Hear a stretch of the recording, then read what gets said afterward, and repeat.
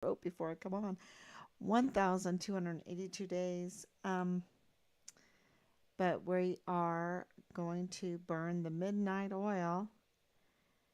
And so I'm going to see if I'm on, see if everything's working. I see it's live. See if it comes up. I see it's on. There I am. Okay. Make sure that the sound is on. Okay. Turn it down. All right, everybody. Thank you so much. We are getting a lot of institutional support right now. Sherry Shapley from the DA's office has been forwarding the open records request to us, and we are very appreciative of that because what they show is just, a, you know, we're going through it, and we can at this point confidently tell everybody in El Paso that DA Bill Hicks, we can call him Dirty DA Bill Hicks. Okay? He has so much dirty laundry. Why he was chosen, um, it, the only explanation is a favor, a political favor, because when you look in his background, when you look at his problems, and when he even had a very slow response, illegally slow response, in filling out his statement of officer, which is called the anti-bribery statement, then red flags go up, right? Red flags go up. Why would they do this? They spent so much time, Bob Moore and Justin Underwood and Omar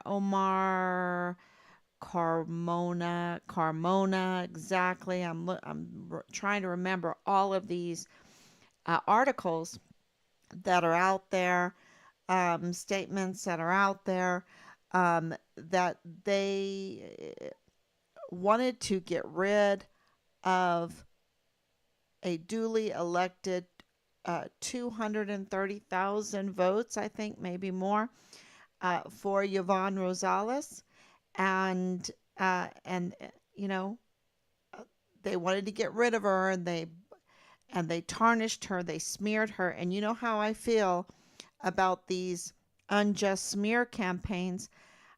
Here she is, a duly elected district attorney. Let's not mention that she's the first female.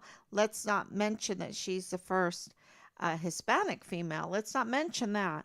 Let's just say she's a duly elected district attorney, and they smeared her, they misrepresented her, and because why? How do we know that? Because when they got rid of her, they brought back John Briggs, who she had fired, and I believe some other people she let go. Okay, so she's saving taxpayers' money. Um, she's looking into Richard's case because these open records reveal to us that she absolutely was looking into Richard's case. And she also was looking to get a court date for the Walmart case, the 2019 mass shooting case. She was looking to get a date in court. And she fired because of another case. There's a murderer that was let go because of just a botched case by John Briggs, who was at that time in charge of the murder cases. And I think he still is in charge of murder cases. And that is a real big problem for the people of El Paso. Because if you're wondering why the 2019 August 3rd, which is Dallas Hart's birthday, mass shooting is still not still doesn't have a court date, right? They're just putting on a show. You have Joe Spencer, who's having a great time milking the public, right? I mean, this is like such a great gravy train for him to represent uh, Patrick Crusius, who has been sentenced to 90 consecutive life sentences, like 8,000 years, in the maximum prison in Florence, Colorado, with the hardest type criminals. Um, and the judge confirmed that, we know that Patrick Crusius has autism. And the judge confirmed that he needs counseling and therapy treatment for severe mental condition for a severe mental condition.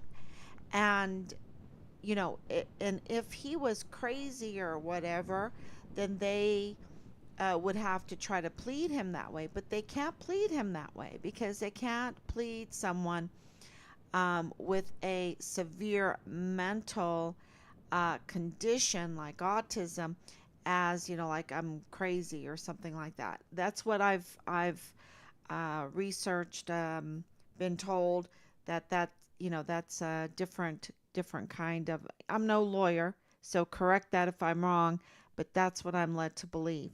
So he is uh, bound, prison bound to 8,000 years in prison.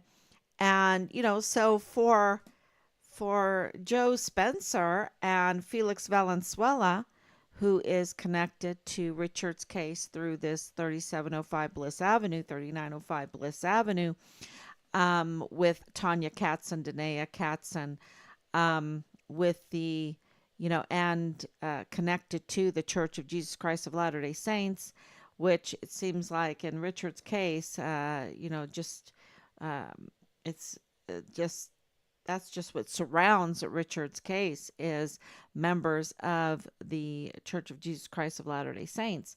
So, and Felix Valenzuela is connected to all that, and he is working with Joe Spencer to defend Patrick Crusius. And Patrick Crusius is already found guilty, but and he's like, oh, we have to wait another 3 years before we can have a trial date.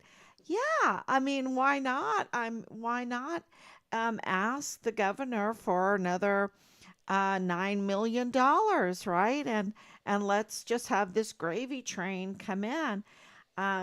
So I think, uh, of course, we have open records for, and I was even sent a little screenshot. I need to put that up because I think that is really amazing screenshot.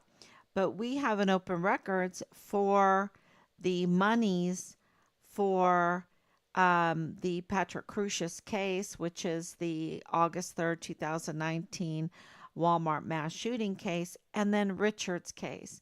We would like to know how much they have spent on it because absolutely through the open records, we see that Yvonne Rosales was looking into Richard's case. And so, we'd like more details on that.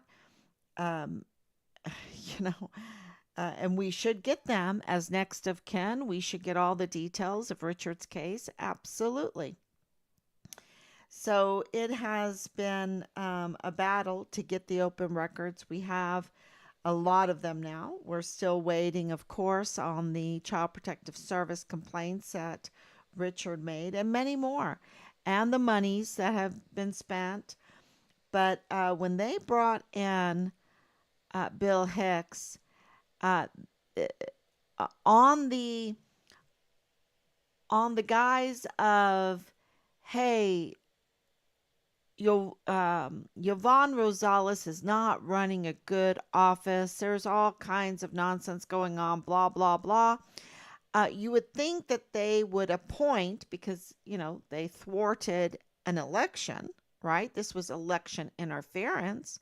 So, uh, if they're bringing in somebody that they're going to appoint instead of elect, you would think that they would pick out of all these attorneys that we have somebody that is amazing, somebody that will get through these murder cases, right?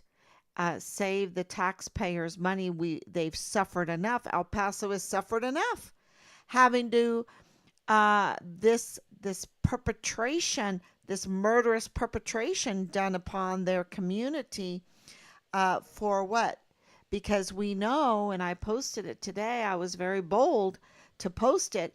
When I'm bold like that, it's because I'm 100% sure it has been really, the evidence is overwhelming that Patrick Crucius was not a lone shooter. There are witnesses that there were more shooters. We have Glendon Oakley Jr., rest in peace, Glendon, that absolutely his testimony of what happened in the mall is vital. And you have mall cops with M4s, and you have shots going on in the mall. And within, a couple hours of that, they're saying, oh no, this is a lone shooter. That the narrative was all along meant to be a lone shooter. And Patrick Crucius, who, forms his guns. He has his gun. He's autistic, right? So he forms his guns. He's early 20s, early 20s. And he forms his guns. He has so much hate in him. Who's teaching him this hate? Who is teaching this hate? Especially to a young man that has autism. Who's teaching it? Who is behind this? You see, you can't just say, oh, this is just this lone shooter that has all these weapons, right? Supposedly, and he forms them into the word of Trump, and he's writing this manifesto and they want us to believe that this is a political, murderous act, right? That's what they want us to believe. Well, who wants us to believe it? Who? Because absolutely they made it political. I'm not the one that showed up these pictures that supposedly Patrick Crucius took these guns and turned them into the word Trump. I'm not the one that showed that. That was the media. I'm not the one that over and over and over again did not do their homework, uses unreliable sources over and over again to give the El Pasoans false information, a false narrative. A narrative is a storybook. The little red hen, right? The little red hen. You see a little red hen. You see she finds grain. You see she asks for help. She's always denied help. She has to do the work herself. Because they're too preoccupied with whatever they're doing in these agencies to help. And so you got to do the work yourself. The little red hen has to do the work herself. And at the end of the day, God blesses that work and she can have bread. She has something that they all want. She has the truth of her work and they want it. And she says, no, no, no, no. This bread of truth, I'm going to eat. Because where were you when I needed help to get the truth out? Where was the FBI when we needed help to get the truth out? Where was the CID when we needed help to find the perpetrators? Where was the MPs? Where were the generals? Where was the DA?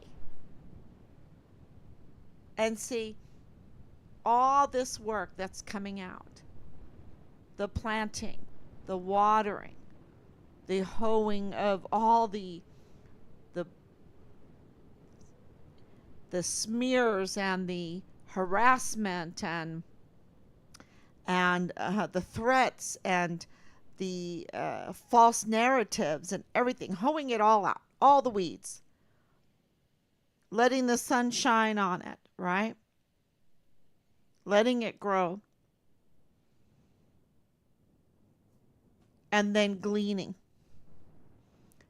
from it, milling it, turning it into a fine dough, adding that yeast, letting it rise, baking it. Now we have the truth.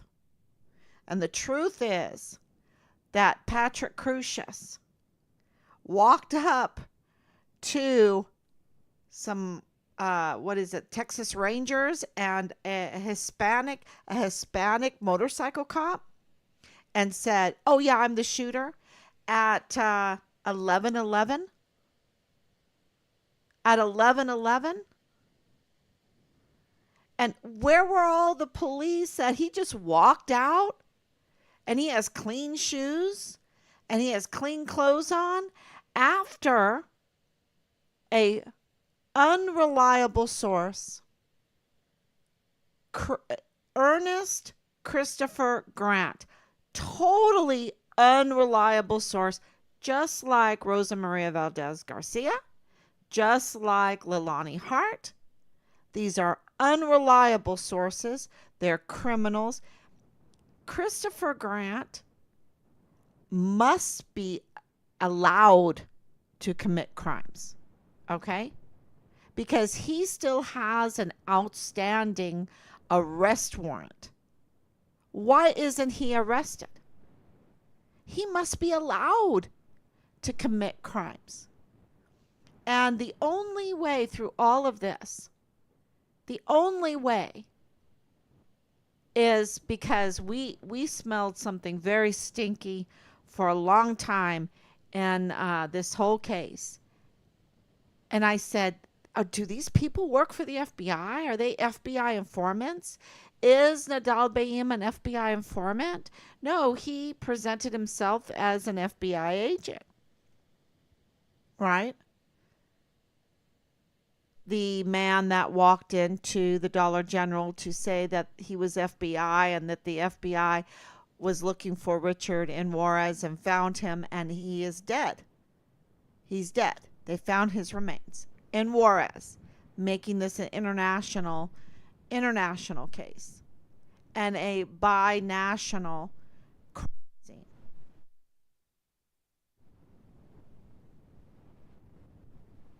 So, is I know that this whole thing with Chris, is he? I don't know. I don't know if he is an FBI informant. I don't know. All I know is when I looked up FBI informants, and you can look it up on Google, just like I did. Most of them are criminals that are given the gift of creating more crime with immunity if they just share the information that they get with the FBI. Now, that's a rotten program. That's a rotten program because we know with January 6th, there were a lot of FBI informants there.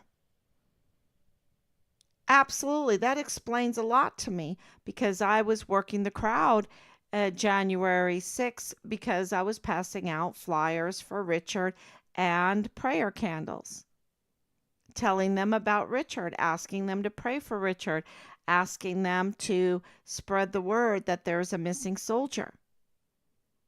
So I looked a lot of people in the eyes. And it explains I never really knew about FBI informants. And I don't know if he is. We have confirmation of FBI informants in Team Find Richard Halliday's case. Um, I don't know if he's one.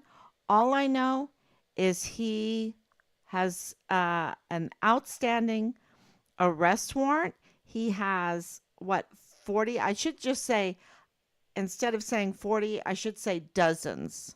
Dozens of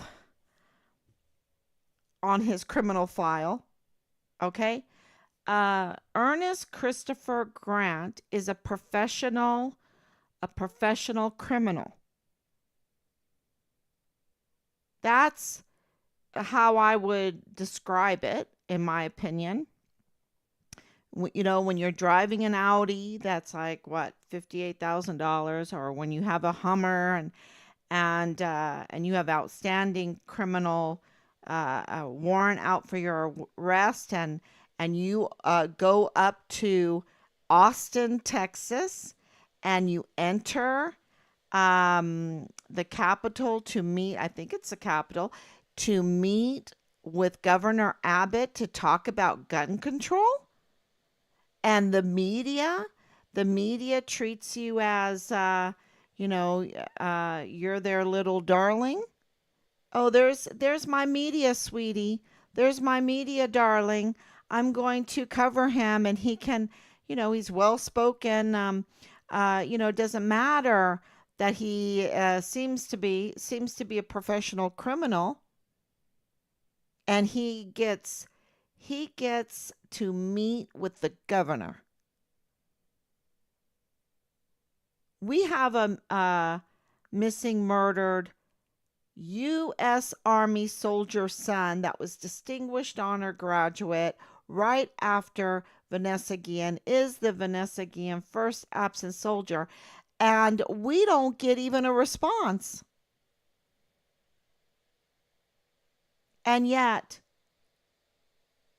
if you are, if you have a warrant out for your arrest, and you're an unreliable source, because the El Paso Police Department even so much as admits that Chris was lying about him, throwing the soda bottles at the shooter. Okay, if he's lying about throwing the soda bottles at the shooter, then he's lying about what happened in the Walmart.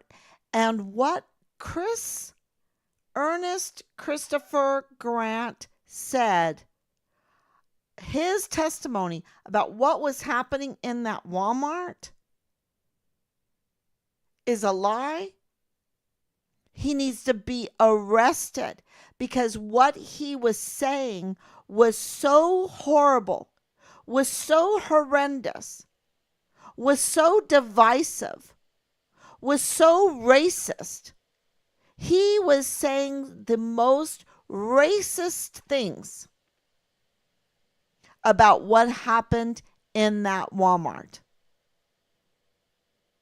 And if he is an unreliable source, which he is, and if he was lying about throwing the soda bottles, which the El Paso Police Department says he is, then what he said about the racist remarks is also a lie. And that needs to be in the newspapers because that was so damaging. So damaging. And then it makes you wonder what else was fabricated? Because he gets shot, right? And he's saying it's like, okay, I get shot twice, not once, but 2 times in my ribs, right? Which is bad, really bad. And he says, and it feels like a hand grenade. You pull a pin and it goes off in my spine. A hand grenade goes off in my spine. Is he military? I think he's military. Prior military? Is he prior military? I don't know. I know he's a criminal. I know he has a criminal record. I know that he seems to have enough money and he's not getting arrested. And he's saying the most horrible things that happened in that Walmart. And he goes into the hospital and gets visited by Chris Cuomo of CNN, who does a photo op with him.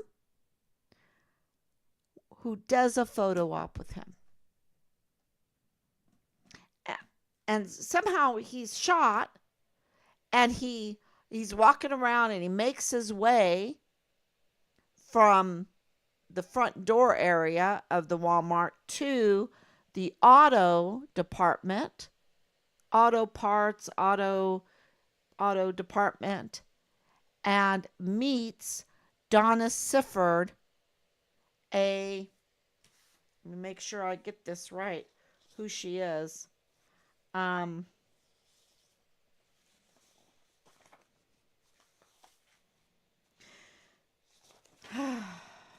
you, I know she's CBP, and she seems to be, not just any CBP, but like a director CBP.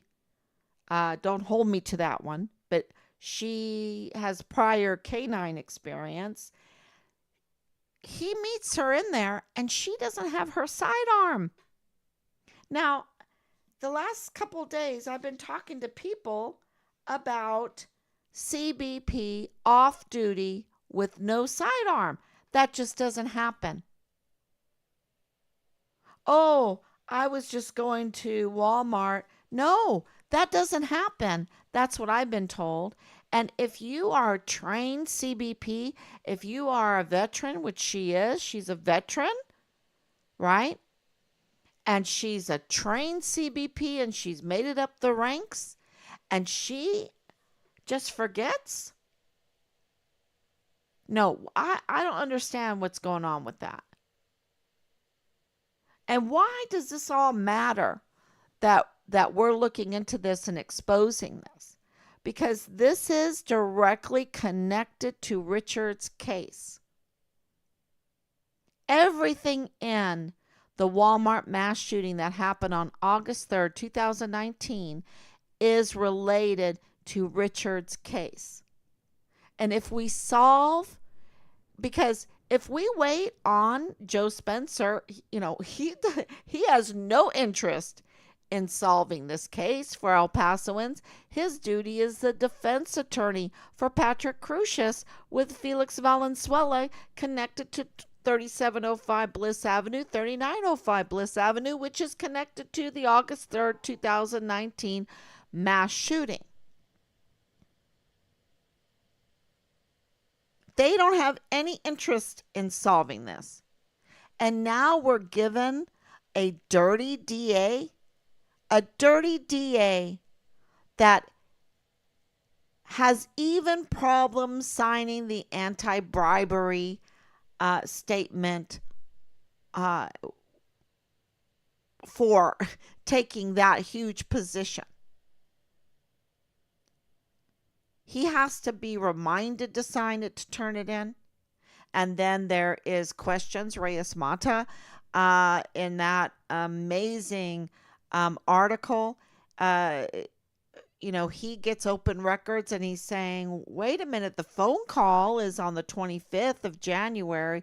The next day, he says he turned it in. That's the 26th of January, not the 11th of January, which is a timestamp on the document, on the statement. So, was that timestamp tampered with? Well, I'm going to tell you, with all of this stealing of people's identity, with all of the tampering of files in Richard's uh, case, with all of the manipulation that's happening today, with the Department of Justice sitting on their hands, not even just sitting on their hands, but engaging in political warfare, weaponizing their position like they have been. We don't have justice in this country. And a land without justice is just a band of robbers, is just a criminal syndicate, just a criminal enterprise. That's what's happening. And I, for one, I want justice for my son. I want justice. And from the very, very beginning, we were saying, let's just find him first. And then we realized that they had conducted and launched a smear campaign on him that was unjust, that was false, and that they had retaliated against him falsely and unjustly. And then they started doing it to us. And it's still ongoing. The unjust retaliation for asking the simple question, what happened to my son? And now we know why there was so many roadblocks from the FBI, because FBI the El Paso FBI supervisory agent Nieto, Jesus Eddie Nieto Jr., who has been there for over 20 years in that position. Before then, he has a connection with the El Paso Police Department. He was living on Fort Bliss. He was prior military. He is from that area. What in the world? What in the world? How can we get justice when you have an FBI that has such a long tenure that, of course, he's going to develop conflicts of interest? He's a human being. And I'm not making excuses for him. I'm saying, was that intentional to have these conflicts of interest? Because it sure seems like our leadership wants the supervisory FBI to have conflicts of interest. And those conflicts of interest reached to Nadal Baim, reached to Bradford Bugado, the lieutenant colonel that is the son-in-law of Nadal Baim, that is working in the G3 of the 32nd ADCOM, Richard's command, when Richard is missing. And the FBI supervisory Nieto Jr., he has conflicts of interest that reaches into the CID with dirty agent Marlon Soto, absolutely dirty agent who lost his badge. You can't even call him an agent anymore. Tavita Nusa, who was leaking Richard's files to Leilani Hart, who's he's having an extramarital affair with, who is the mother of Richard's platoon leader. And there's more. And there's more. Because Nieto has a conflict of interest with Angela Kachurga of El Paso Matters. And Angela Kachurga's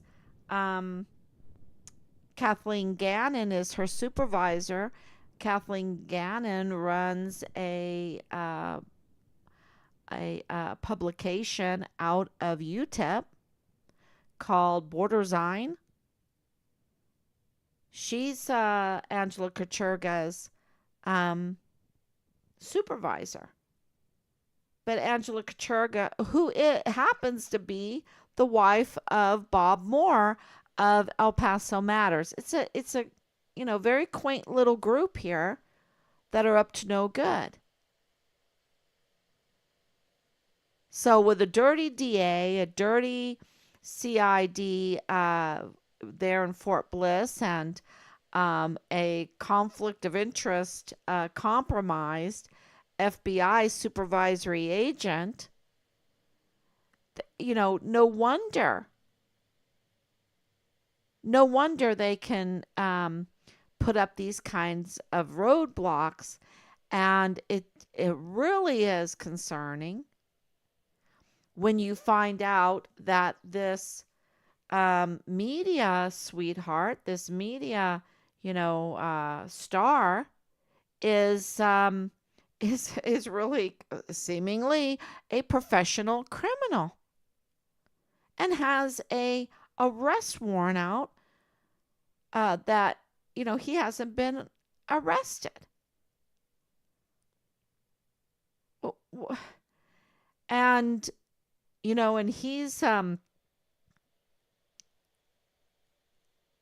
he's like, my angel, Donna Sifford, and Donna Sifford being law enforcement, who is absent-minded, leaves her firearm, doesn't think she needs it at a Walmart, busiest time, helps him out, which is all good, but then you need to arrest him. Stop his bleeding and then arrest him. And the media then uses him. The El Paso police don't come out and say, wait a minute, he is an unreliable source. Do not believe anything he says. He needs to be arrested. But no, the media then continues to spew the hateful rhetoric, the absolutely horrendous rhetoric from Chris Grant's mouth when he is not trustworthy, and says he threw soda bottles at clearly the CCTV footage did not show that he threw the soda bottles at the shooter. And who is the shooter really?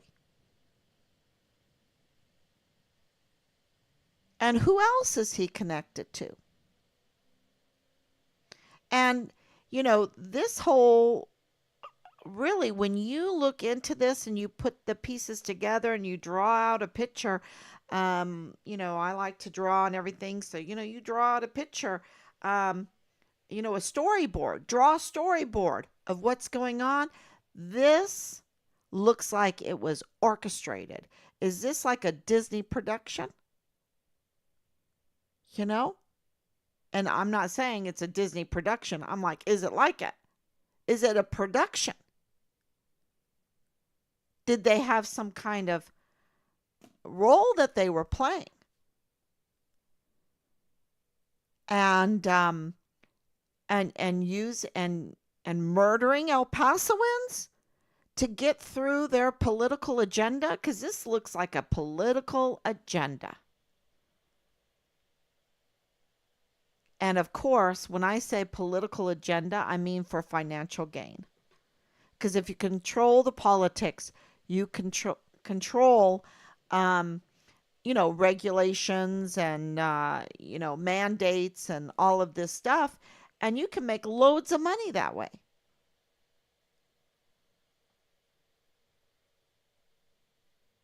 Bond issues. What else? I mean, there's so many ways to make money in politics by using and abusing the people, and then disrespecting the people because they have other jobs in this world, other talents in this world, and trust that their law enforcement will be their oversight. Trust that the Department of Justice will be their oversight. Trust that their representatives will be their oversight while they're baking bread, um, the butcher, the baker, the candlestick maker, doing the other jobs, raising children, teaching children, all of these things. But this criminal syndicate that is taking advantage of our communities forgot forgot everything good and right and nice in life. They forgot everything good, everything praiseworthy, and they're just bringing in a criminal syndicate. And that criminal syndicate got onto Fort Bliss. And Richard blew the whistle. The very people that are involved in this horrendous crime,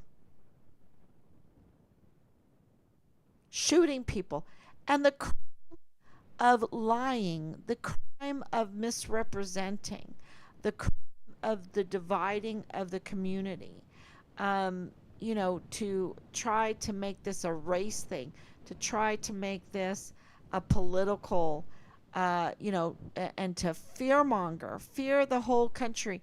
Not only do you have to fear that you have those that will shoot people dead, but that they will twist and turn the narrative that you believe that you're hated for who you are, where you were born, and the color of your skin, um, you know, right? Just to put people at odds. That's such a crime because we're Americans. Because we're Americans. And even if you're from Juarez, you're still American, right? That's I'm not just talking about the United States. The United States, you have Canada, you have Mexico.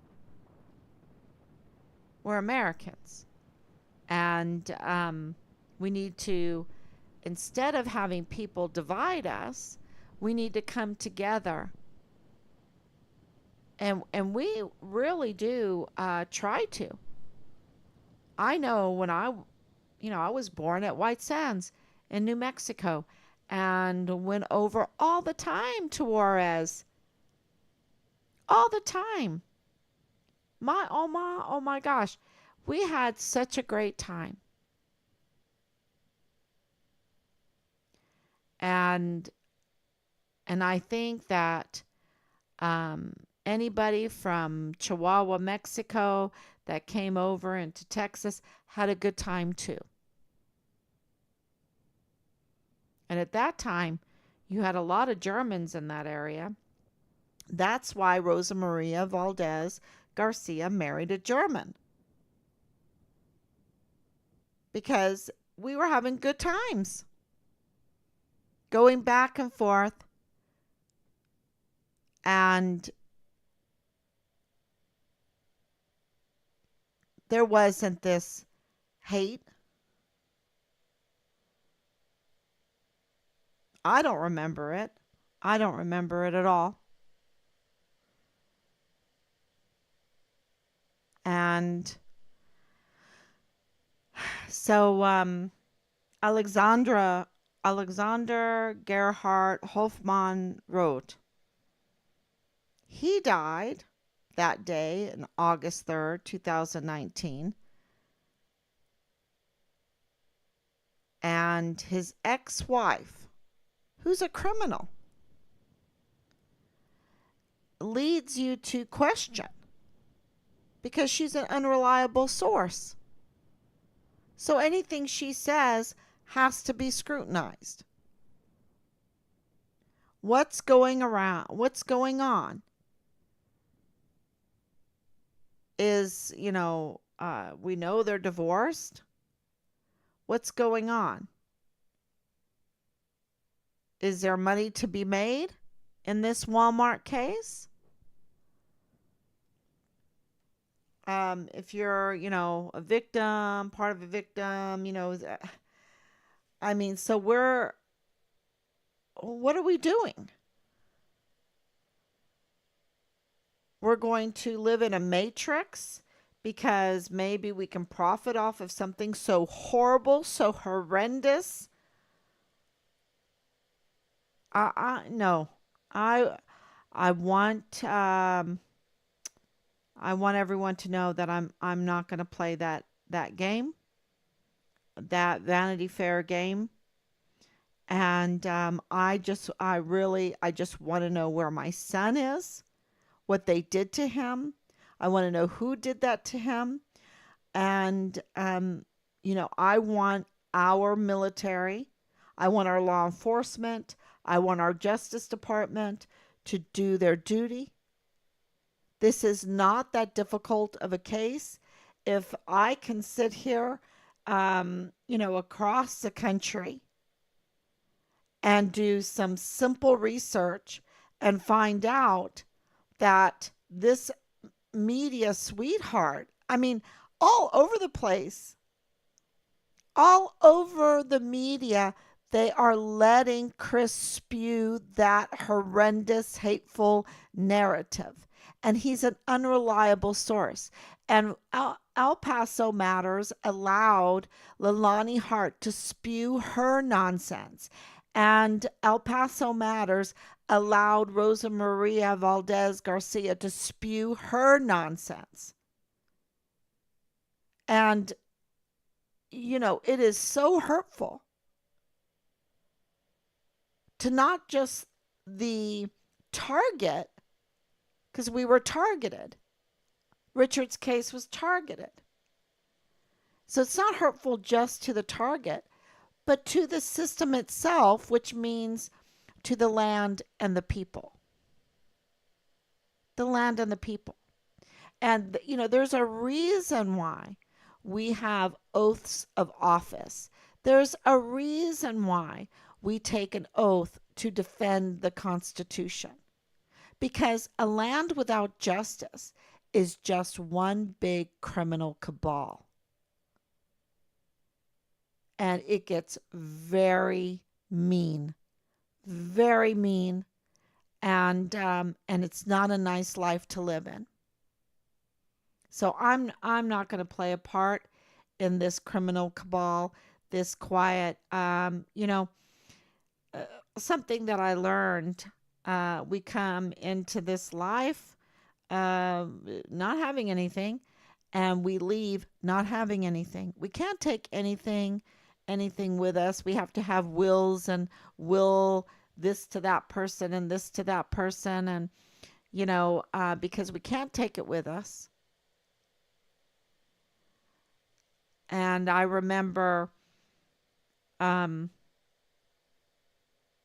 being in that one bedroom apartment, 4 children, and we made it work.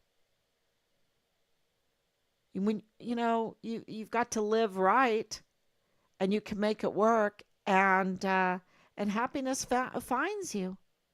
The joy finds you. The joy of in Christianity we say the joy of our salvation. The joy of our salvation, which means attempting as hard as we can to live righteously. And righteous is a synonym for justice. And so without a justice in your land, it's just very ugly, and you spiral down where there's wailing, crying, gnashing of teeth. It's very dark.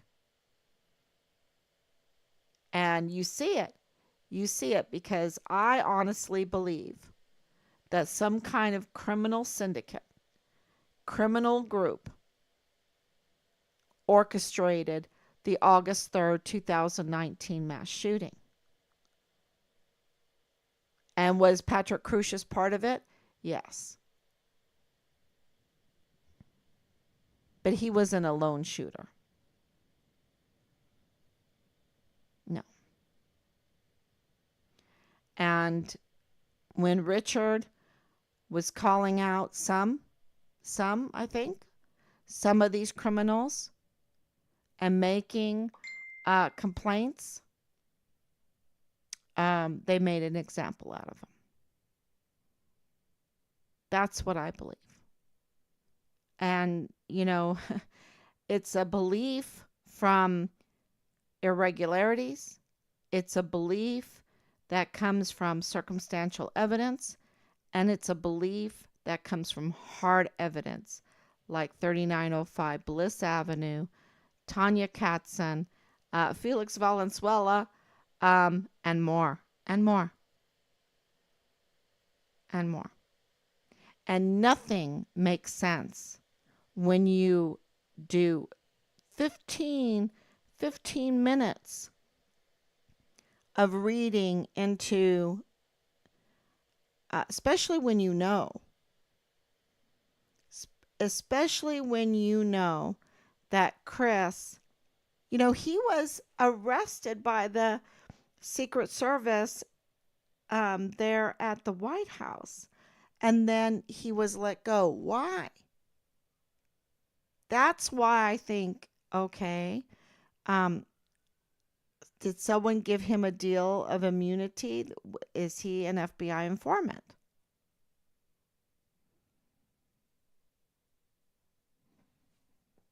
I don't know. I don't know what's going on in El Paso, but I know that is going to hurt more people. And that no criminal syndicate group, whatever, should get away with orchestrating a mass shooting for a political agenda. For a political agenda, for financial gain, and also for ideological, to stir up hate in the people. Because when you're stirring up that kind of hate, that hinders production. People don't want to work together.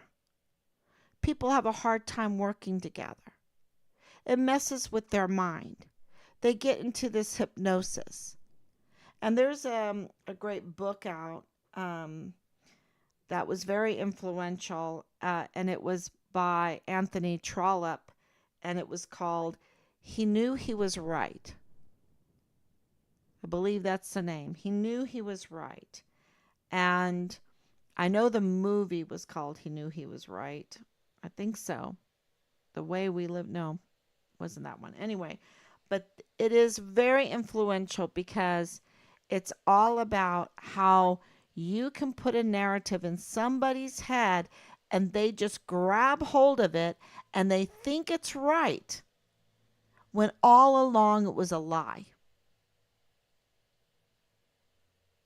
When all along it was a lie. And I'm telling you, this whole lone wolf shooting of the Patrick Crucius on August 3rd, 2019 is a lie.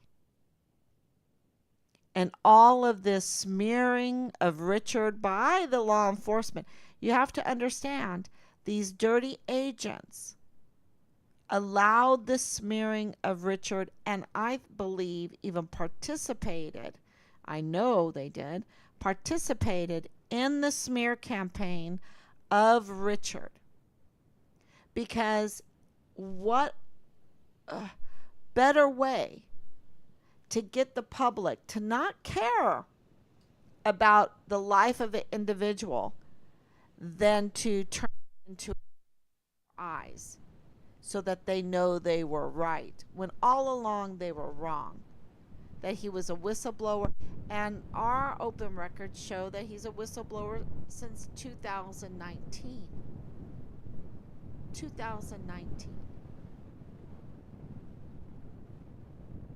Now, is Richard's case worth sharing? Is this information worth sharing? Absolutely. The tide has changed, and things are looking so positive. Even in the frustration, they're looking positive because what is happening right now is people are realizing that our Department of Justice has been weaponized and that the FBI has been weaponized. And if we can share, and there's enough of us realizing the truth that the FBI has a real problem, that we can't let them weaponize themselves against the very people that they're supposed to be protecting, and that the Department of Justice has been weaponized, so much so that it is attacking a presidential candidate, a presidential candidate. It's wow, unjustly, totally unjustly, that they're making a mockery out of our country. And any time a country is made a mockery, the value of its currency goes down, and we will have more inflation. Because it's not just the endless printing that evaluates a currency. It's also the trust in that country, the trust in the people and the land. And by making us a mockery, they are devaluating our purchasing power, our country, our, character as a country. And all of us that live here in the United States and in Mexico and in Canada, we're Americans.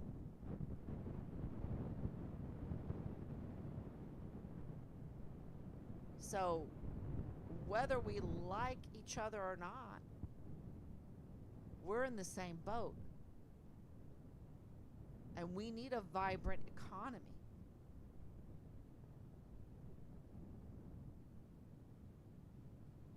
So the weaponization and our military allowing all of this, the military allowing all of this, and they're looking really bad. Because they're supposed to be our defenders. They're supposed to be serving us and defending our country. Foreign and domestic enemies. Defending the Constitution, the land, and the people. So this is why, sharing these live streams are so important. Because right now, we need more than ever the politics, the publicity. So please share this with any of the media, any of your representatives. And I know what I'm saying is against the narrative. And so I hope that you will, do your own due diligence and look at the evidence and ask yourself, does this make sense?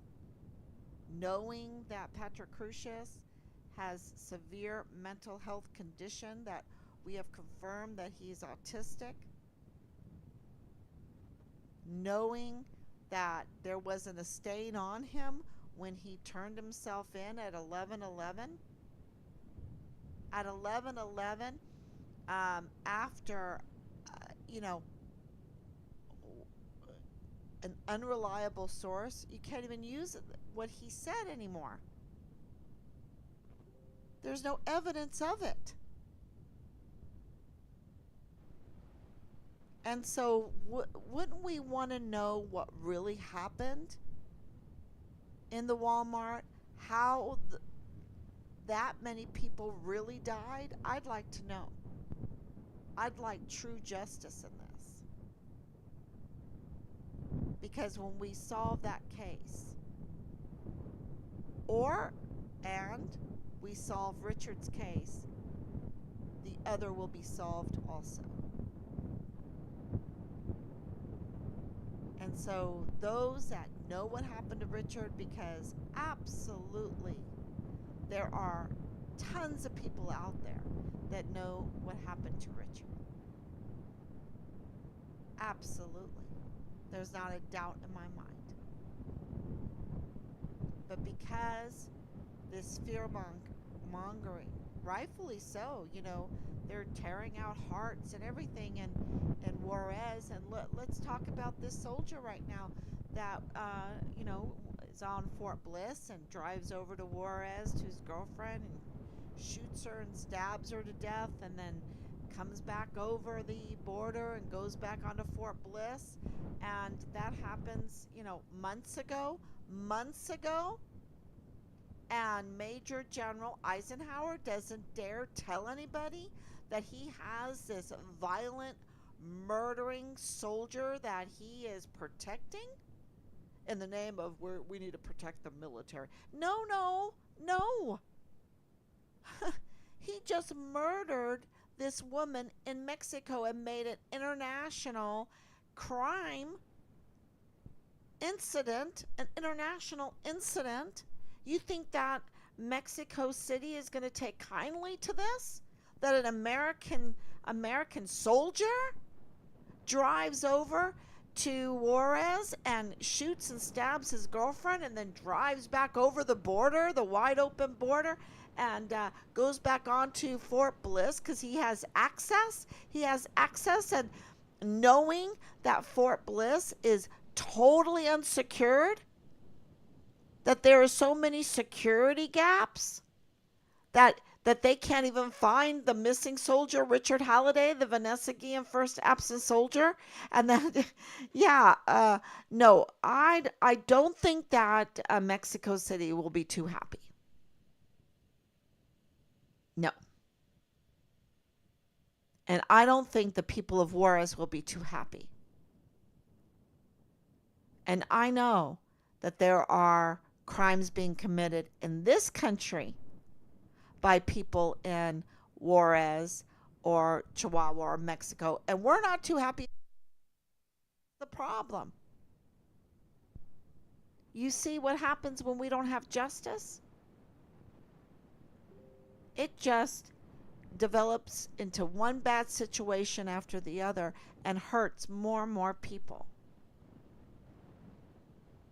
And where did this soldier get the weapon? And was that weapon a registered weapon? Because, we know that Fort Bliss has a problem with having loads of unregistered weapons on Fort Bliss because they don't have a secured Fort Bliss.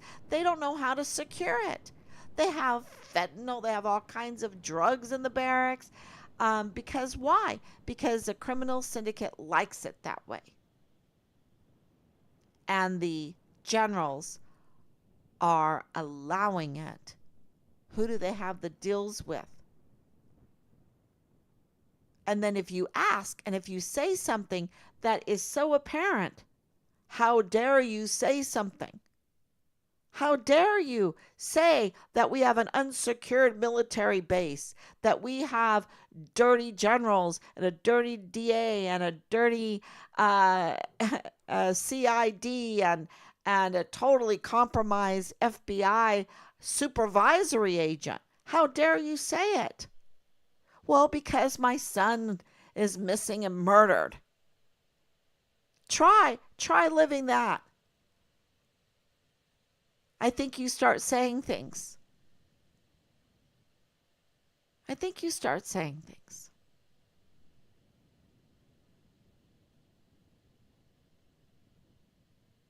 We should say things. Especially when you ask those simple questions at the beginning and you say, we want a win-win. and you're very humble, and you're like, okay, whatever with Richard, it doesn't matter to us. We just want to know where he's at. And they're smearing him, and we're like, we don't care. We just want to know where Richard is at. Just tell us where he's at. And they just start smearing us.